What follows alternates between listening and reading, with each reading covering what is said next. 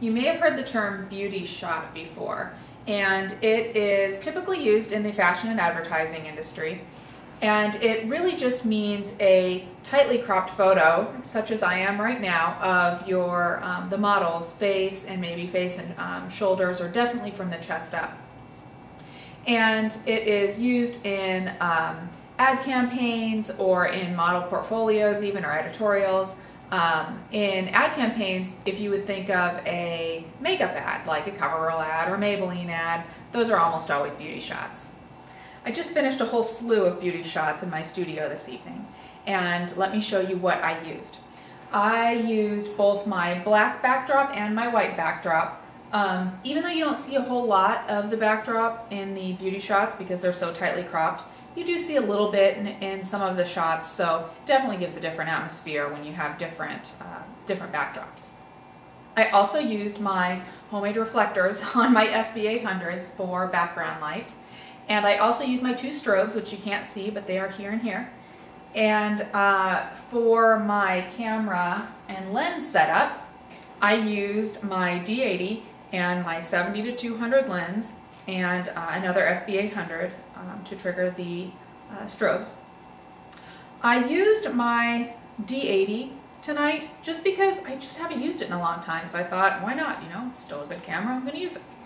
And I used the 70-200 lens, which might be kind of, I guess, counterintuitive to think, you know, why am I going to use this huge lens if I'm going to be in the studio and taking these close-up pictures?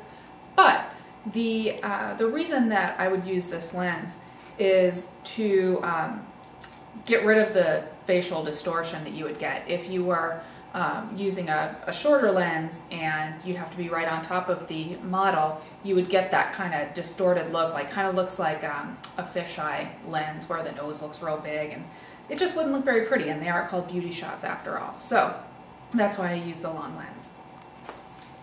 For all of you models out there, beauty shots are really your time to get creative. If you're doing the styling and if you're doing your own makeup, it's your time to get creative, because there's not a whole lot in the picture. You've just got your face and, you know, maybe your hands a little bit, and some accessories, and, you know, really minimal clothing. So what I did tonight is I utilized my Veronica wig a few times, of course, and lingerie is always a good tool because, well, it's pretty. So, you know, it's a good thing to use.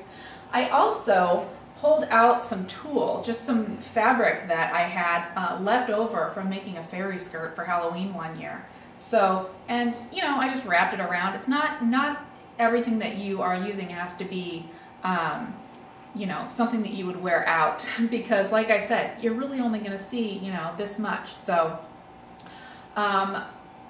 makeup.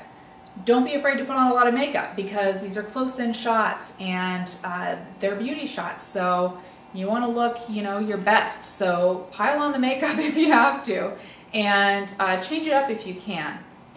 Now, it's a good idea to make these shoots fun and make sure everybody's comfortable, because since it is, you know, just the face, the model needs to be relaxed and, you know, having a good time, or else it'll definitely show in the shots themselves. So what I did to make my shoot fun was I put on some music. I always put on music when I'm taking pictures or modeling for pictures. And I made myself a mocktail, and I had a good time. Now, something else I want to point out is that, something I always want to point out, is that you don't have to spend a whole lot of money to get professional looking results.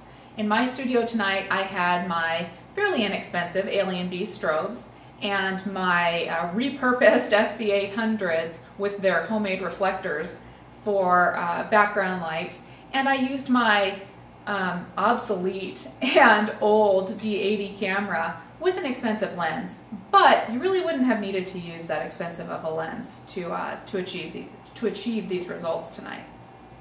So, if you have any questions about modeling for a beauty shot, or about taking the photographs for beauty shots, please let me know.